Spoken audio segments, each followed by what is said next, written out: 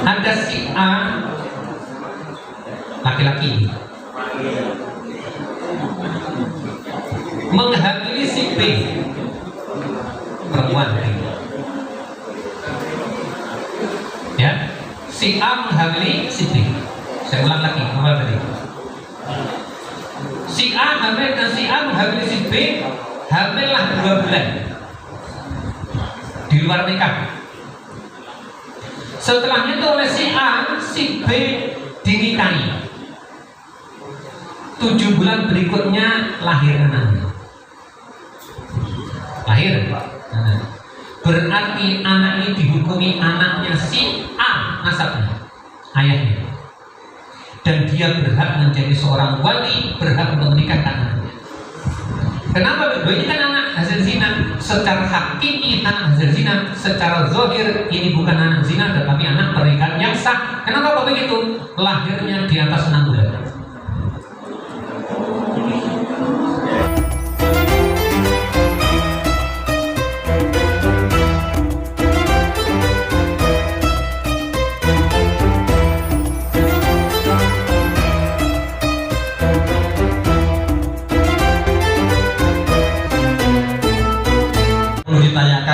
Kami persilakan siapa dulu, Pak Fajri. Ya, Pak Fajri dulu ya. Atau langsung saja, Pak. Terima kasih banyak, Pak. Ini saya mohon penjelasannya lebih detail kepada Ustaz, karena saya masih dalam keraguan. Mohon diperjelas. Tadi Pak Ustaz mengatakan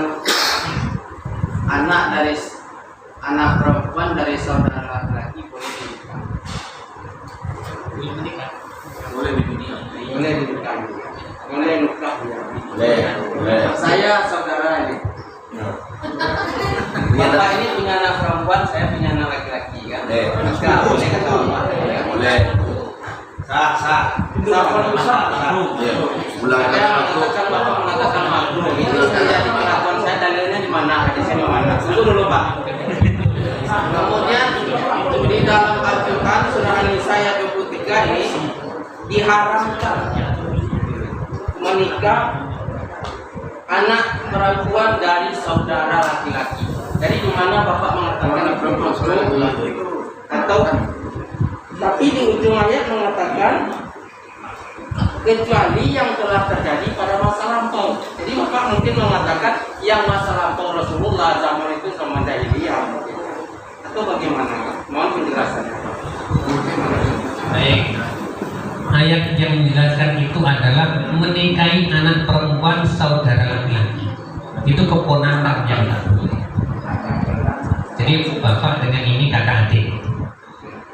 Bapaknya ini punya anak perempuan, dinikah oleh bapak itu tidak boleh. Bapak mengatakan tadi kan saya punya anak laki-laki. Ini anak bukan nikah. Iya, kalau anaknya bapak dengan anaknya itu boleh.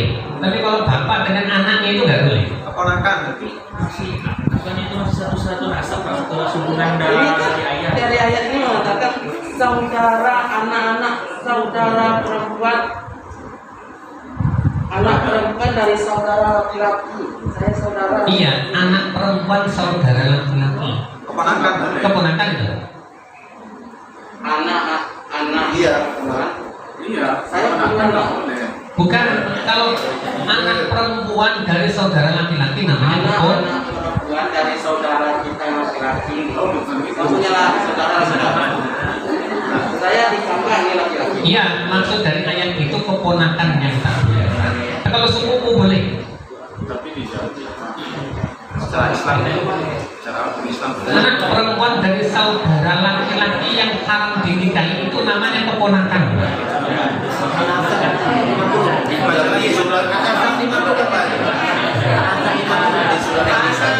Perempuan dari saudaramu yang laki-laki.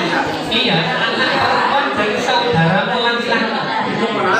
Saya punya anak laki-laki, Pak Asrofi punya anak perempuan. Saya dengan Pak Asrofi saudara laki-laki. Ya. Anak saya nikah dengan anaknya Pak Asrofi boleh. Bukan ayat itu yang tidak diperbolehkan, bukan begitu maksudnya. saya dengan Mas Rofi kakak beradik. Pak Rofi punya anak perempuan, saya nikahi, itu yang tak boleh. Itu namanya keponakan. Yang dimaksud itu adalah keponakan, bukan sepupu. Ya, ya. Keluarga saya itu semuanya famili. Saya punya buyut namanya Abdurrahman. Abdurrahman punya adik kandung namanya Asri'ah. Abdurrahman punya anak Ridwan. Asri'ah punya anak Aisyah. Abdurrahman Ridwan dengan Aisyah nikah. Sepupu ini punya anak ibu saya. Banyak ibu saya sepupu. Sudah. Yang tak boleh itu adalah menikahi anak perempuan dari saudara laki-laki. Itu namanya keponakan. Itu keponakan. Sudah. Nah kalau saudara laki-laki dengan saudara apa? Anak saudara laki. Contoh saya dengan saudara kakak beradik. Saya punya anak laki-laki, Pak Sofi punya anak perempuan. Boleh dan sah pernikahannya. Itu keponakan. Ini sepupu, Pak. Anak saya dengan anak Pak Sofi itu sepupu. Jadi si ayah berarti jalan. Kalau anak perempuan tidak boleh menikahi anak perempuan dari saudara laki-laki, itu artinya apa ya? Keponakan atau sepupu ya? Keponakan yang tidak boleh. Kalau anak saya ya, tidak boleh menikahkan anak laki-laki dengan anak perempuan dari saudara laki-laki, baru itu namanya sepupu kalau ada perkataan begitu. Tapi kalau ada ayat yang mengatakan tidak boleh menikahi anak perempuan dari saudara laki-laki, artinya tidak boleh menikahi keponakan, bukan sepupu. Coba diangan-angan dulu lagi. Atau mungkin kalau ada kopi di kopi tenang. Pahami ya. Kalau sepupu boleh menikah, itu tadi sudah dijawab oleh bapaknya tadi, katanya di Al-Azhar 50. Sepupu boleh menikah. Sudah. Yang tak boleh itu adalah mendobel dua orang kakak beradik untuk dinikahi sekaligus. Nanti kan gini Pak, saya tidak ragu yang disampaikan itu kita ada dalilnya sekarang ada Tadi itu tadi sudah dikatakan bahwa ada Al-Azhar 50 tadi. ya mengenai mampu itu di surah. Bukan, kalau makruh pendapat sebagian ulama, tadi sudah katakan berulang-ulang. Ulama yang mengatakan tidak makruh, sebagian kecil ulama, sebagian ulama mengatakan makruh. Alasan mereka kenapa? Sering timbul kecacatan fisik. Ini ya. Tadi sudah saya ulang-ulang ya, maaf ini. Hanya sebagian ulama mengatakan makruh menikahkan sepupu itu ya, misalnya. Kenapa? Karena sering terjadi kecacatan fisik atau mental. Itu dikatakan. Tapi kalau sahnya sah, meskipun begitu nggak seluruhnya begitu. Ternyata ada yang nikah, ternyata nggak ada masalah apa-apa. Tidak ada masalah apa-apa. Dan yang tak boleh itu nikah kakak adik langsung nikah sekaligus nggak boleh. Tetapi ilah nama salah ketua yang telah lampau, itu artinya apa? Kalau kakaknya meninggal dunia atau kakaknya dicerai nikahi adiknya itu boleh. Nah itu kita terikat. Contoh umpama ini Vanessa Angel dengan Hana Hanifah kakak beradik. Umpama ini ya, ya udah kan kenal semua ini. Vanessa Angel dengan Hana Hanifah kakak beradik. Saya menikahi Vanessa Angel sekaligus Hana Hanifah nggak boleh. Tapi kalau Vanessa Angel meninggal, saya ganti menikahi adiknya, boleh? Boleh. Kalau orang Jawa punya turun ranjang. Bentar, gitu ya, bisa dilami ya. Oke. Halo. Begini Pak, sepanjang ceramah dari Bapak tadi sangat menarik untuk disimak. Dan contoh-contohnya pun sangat menarik juga. Saya jawab. Lanjut Pak, dengan kasih tanggung Pak. Sebenarnya saya mungkin ada keraguan juga tentang pertanyaan dari Pak tadi. Ya Bapak jawab, saya pun kurang paham. saya bertanya dengan pertanyaan berbeda di sini. Begini Pak, seandainya ada seorang pemuda yang hendak menikahi seorang gadis, tentulah gadis itu adalah gadis soleha. Ya. Namun menjelang pernikahan itu pemuda ini mengetahui asal usul gadis tersebut, bahwa gadis itu merupakan anak hasil luar nikah. Si pemuda tersebut memahami bahwa calon istri itu tidak memiliki nasab, hasil zina ya. Nah, ya, hasil zina tentunya. Dalam kasus seperti ini apa yang mesti dilakukan oleh si pemuda? Apakah menyampaikan ke pihak calon keluarga tersebut, calon istrinya? Kalau demikian tentu membuka aib masa lalu keluarga tersebut. Nah, yang kedua, atau membiarkan saja menikah itu berlangsung di mana ayah biologisnya menjadi wali nikahnya. Jika pilihan keduanya diambil, apa pernikahan itu tetap sah atau benar? Baik. Yang pertama, menikahi perempuan hasil zina hukumnya makruh meskipun sah. Sah tetapi makruh. Saya kasih contoh. Ini ada jamaah saya, ada anak Jawa Barat hendak menikah dengan anak Jawa Tengah. Anak Jawa Tengah mondok di dekat-dekat sinilah perempuan ini.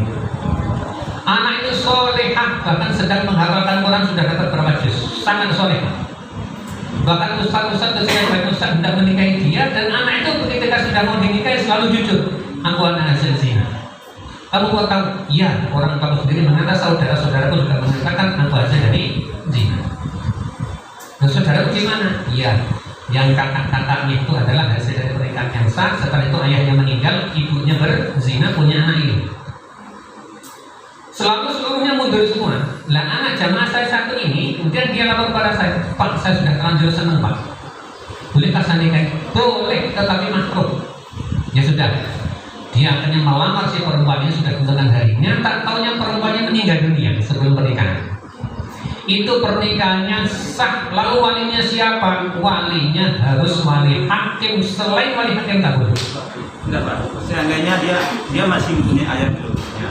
Ya. Ayahnya bersikeras untuk menikahi anaknya sendiri. Oh, menikahi, bukan menikahkan. Menikahkan, nah, dia menikahkan anaknya tersebut.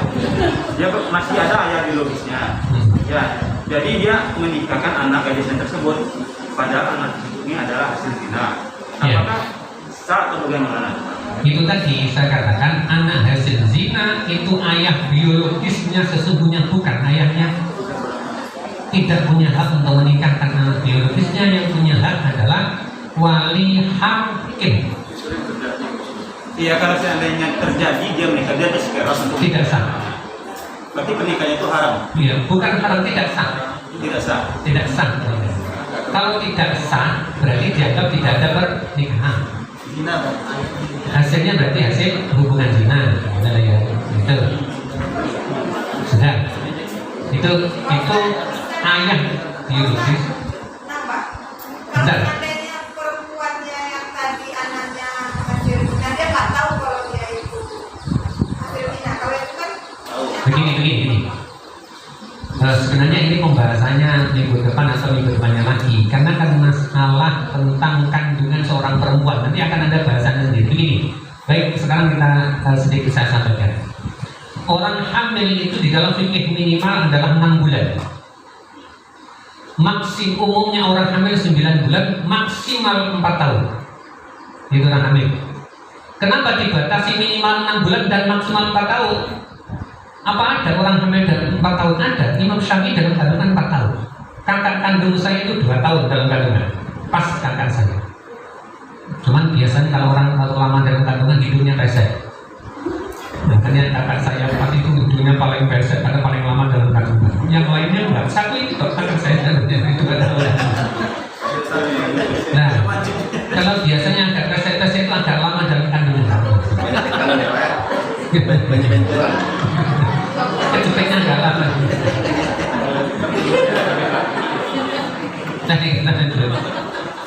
Nggak usah terlalu tegang ya, agak santai, relax ya. Saya ulangi lagi. Orang hamil itu minimal 6 bulan, umumnya 9 bulan, maksimal 4 tahun. Coba ini diperhatikan benar ini biar kita tidak salah menghukumi anak zina. Ketika ada orang menikah, laki-laki dan perempuan, perempuannya sudah hamil duluan. Hamilnya 2 bulan. Setelahnya dinikah oleh seorang laki-laki. Kalau ada bapak tulis, saya gambarkan. Kemudian ini kalau sudah terjadi pernikahan, 7 bulan berikutnya anaknya lahir. Ini anak secara fikih sah sebagai anak biologis dan anak nasab dari suami yang menikah itu.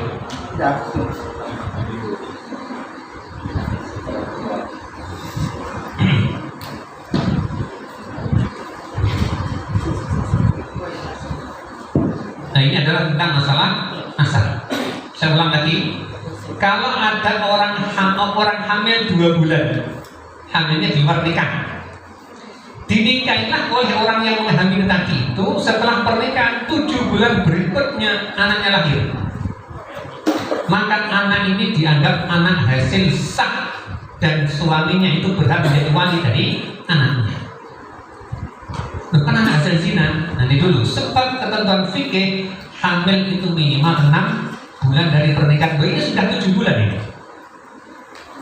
Ini sudah 7 bulan. Sehingga ini dihukumi anak dari laki-laki yang menikahi. Sudah. Saya kasih contoh. Ini agak lebih sedikit. Ada si A laki-laki menghamili si B perempuan. Ya, si A menghamili si B. Saya ulang lagi, awal tadi. Si A hamil dan si A menghamili si B, hamillah 2 bulan di luar nikah. Setelahnya itu oleh si A, si B dinikahi. 7 bulan berikutnya lahir anaknya. Lahir. Berarti anak ini dihukumi anaknya si A nasabnya, ayahnya, dan dia berhak menjadi seorang wali, berhak untuk menikahkan anaknya. Kenapa? Ini kan anak hasil zina. Secara hakiki anak hasil zina, secara zahir ini bukan anak zina tetapi anak pernikahan yang sah. Kenapa kok begitu? Lahirnya di atas 6 bulan.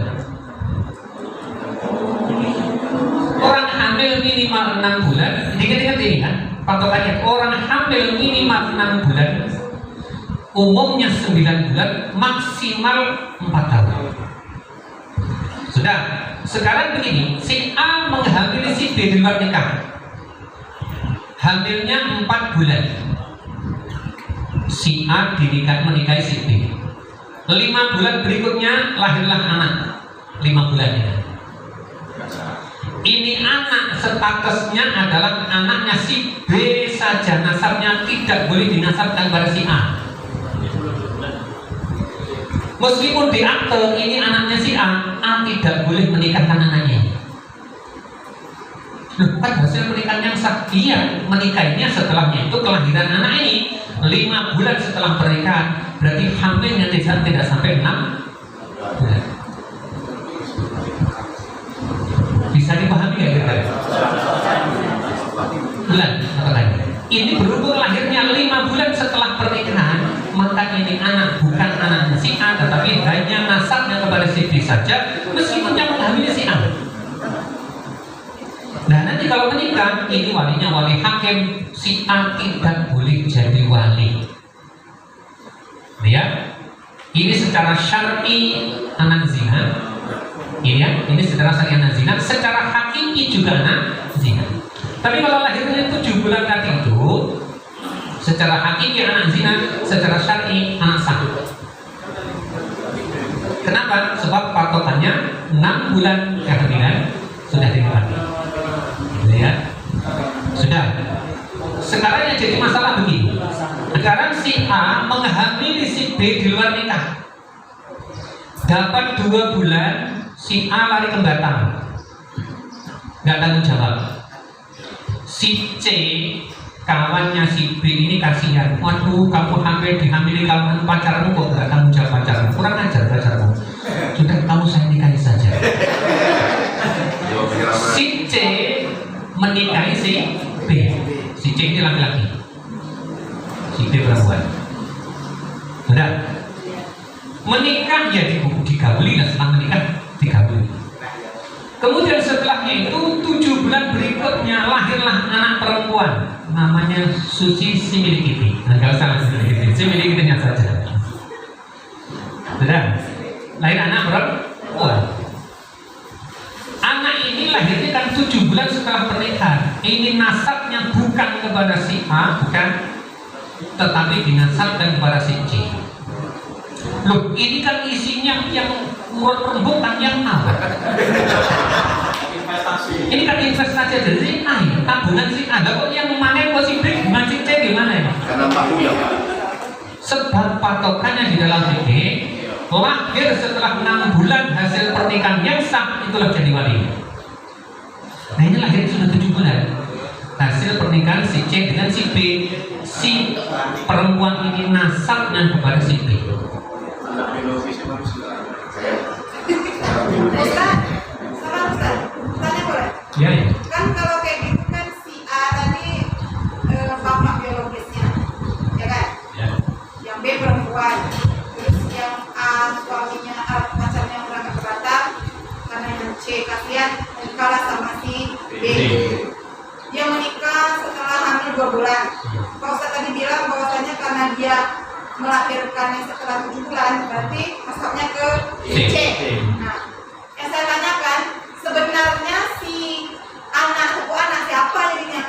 Anak si A atau anak si C kan? Makanya tadi saya katakan secara syar'i ini anaknya si C, meskipun secara hakiki biologis anaknya hasil zina. Haknya walinya. Yang berhak jadi wali dan yang berhak nasabnya kepada si C. Kalau secara hakiki Bu, Walinya itu kan si C nanti, karena tadi ketentuannya setelah 7 bulan dia yang Setelah 6 bulan. yang 2 bulan itu tadi kan anakku si A nggak yang punya anak B. iya, sudah saya bilangin inilah yang aneh Bu. Yang urut si A ini hasil tabungan si A, hasil investasi si A, anak biologisnya si A. Ah, ya itu. Oh, tapi ini syar'inya berarti walinya si Loh, C. iya,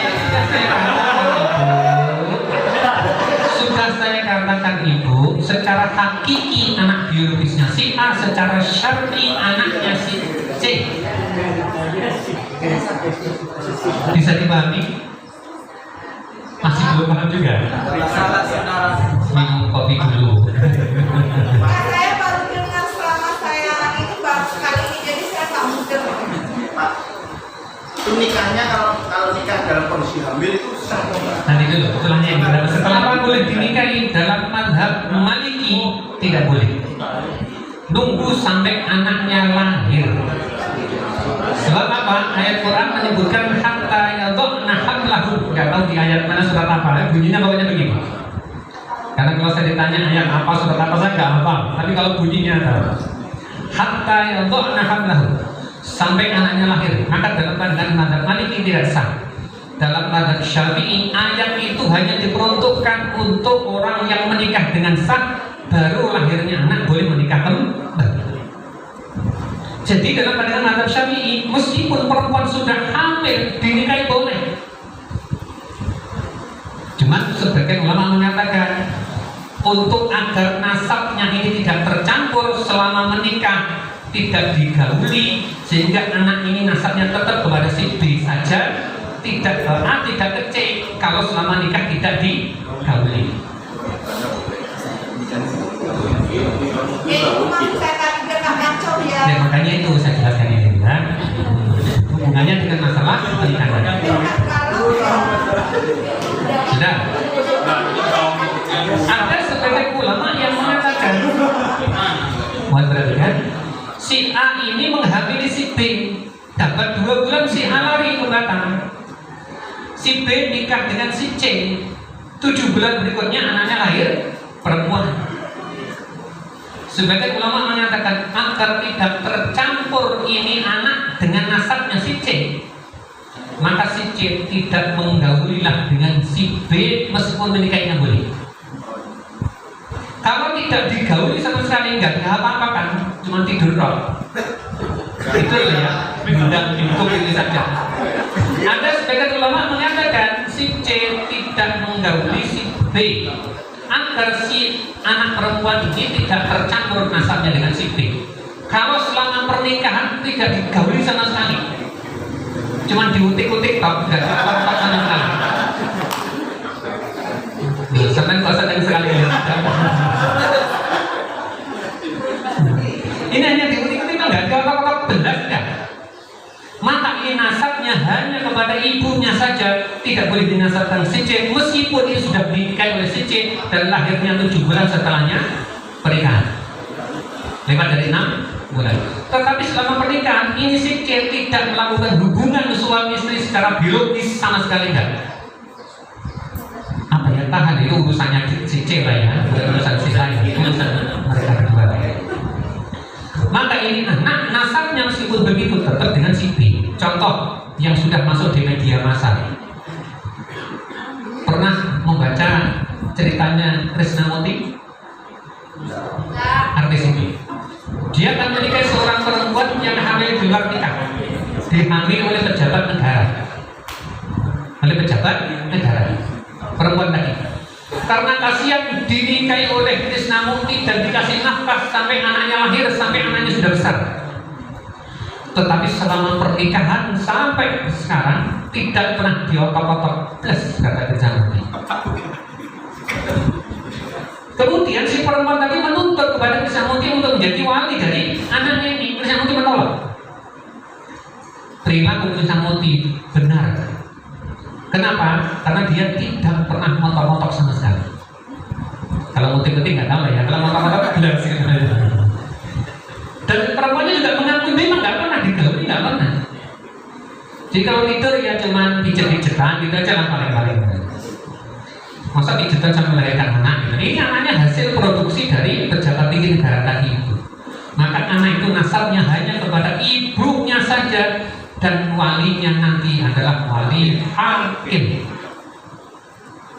Karena syarat yang diakui anak menjadi anaknya si C tadi itu, si C menggauli si B setelah pernikahan. Paham ya? Dan saya ulang lagi, dalam mazhab Syafi'i, orang hamil di luar nikah boleh dinikahi tanpa menunggu sampai anaknya lahir. Tetapi dalam kombinasi hukum Islam itu dua mazhab tadi dipakai semua. Dipakai semua. Ada orang hamil di luar nikah, datang ke ulang langsung dinikahkan. Tapi nanti diwanti-wanti kalau anaknya lahir kamu datang ke sini nanti dinikahkan ulang lagi. Kalau dalam fikih nggak perlu begitu, sudah sah pernikahannya, nggak perlu diulang kembali. Karena ada orang pesan datang ke rumah saya, Pak, saya mau menikah suruh nikah lagi, Pak. Saya bilang tak perlu. Sudah sah pernikahannya. Berarti kan ada kebimbangan kan itu. Mestinya menentukan hukum itu enggak. Kalau Syafi'i, kalau Maliki Maliki. Syafi'i mengatakan sah. Nah, sedangkan ayat yang menjelaskan seorang perempuan hamil boleh dinikahi kalau sudah anaknya lahir, itu kalau hasil dari pernikahan yang sah. Saya ulang lagi. Seorang perempuan yang hamil itu boleh dinikahi seorang laki-laki itu sampai anaknya lahir. Itu ketika terjadi dari hasil pernikahan yang sah.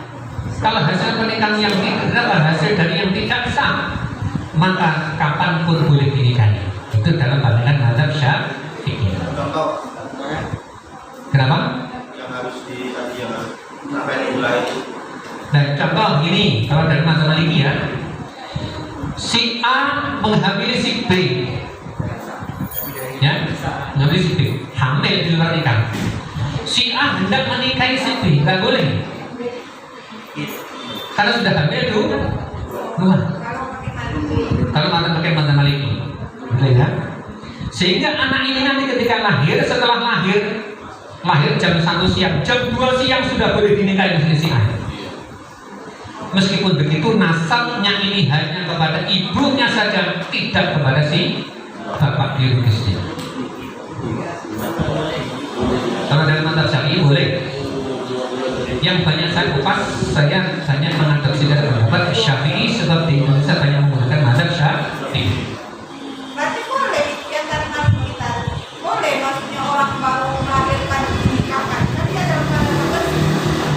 nikah itu tidak menunggu masa iddah ketika tidak menunggu sampai berapa bulan. Itu kalau nikahnya orang hamil. Kalau orang hamil.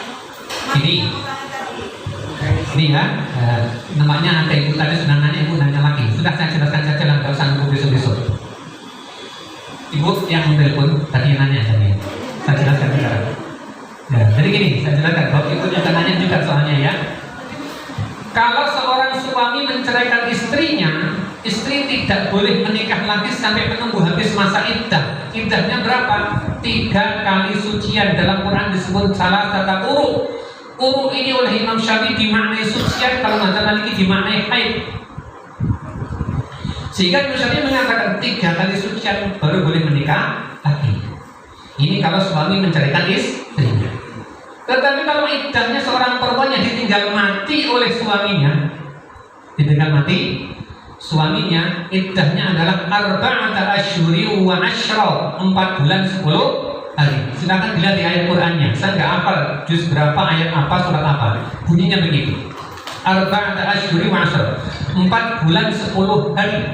Kalau suaminya mati, baru istrinya boleh menikah dengan laki-laki lain. Sudah.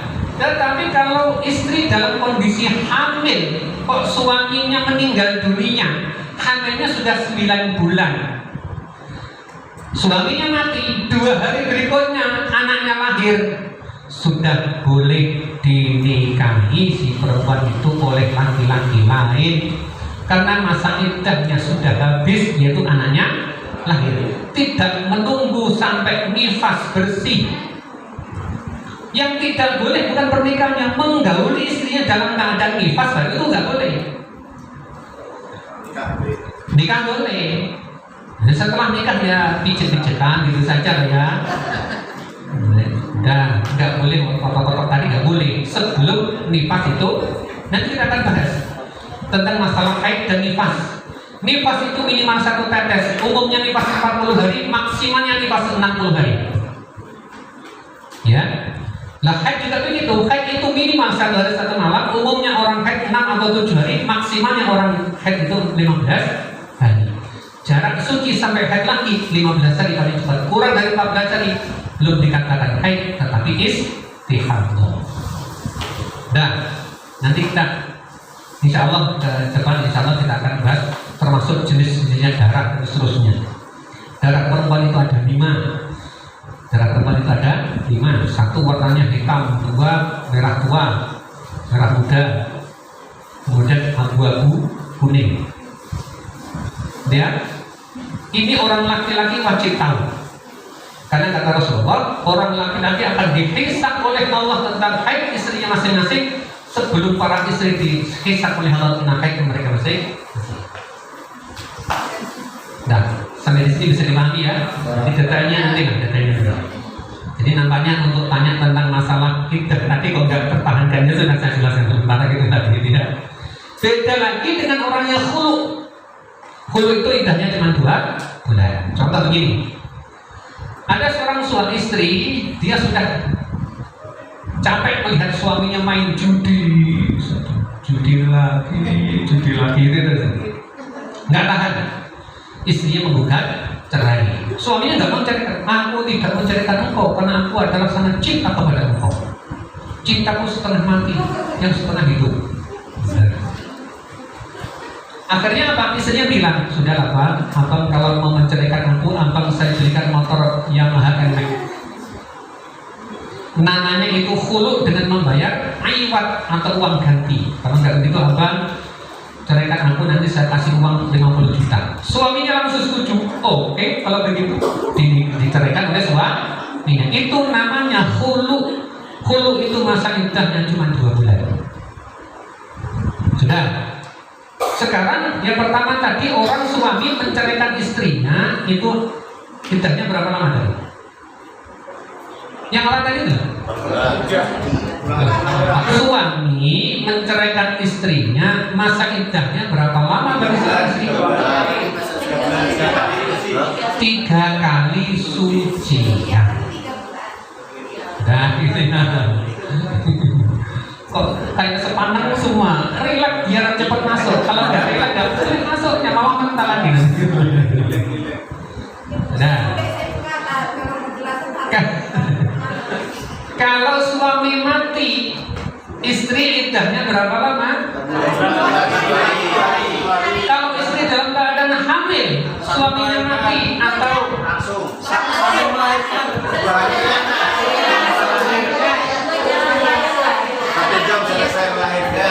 sampai anaknya lahir.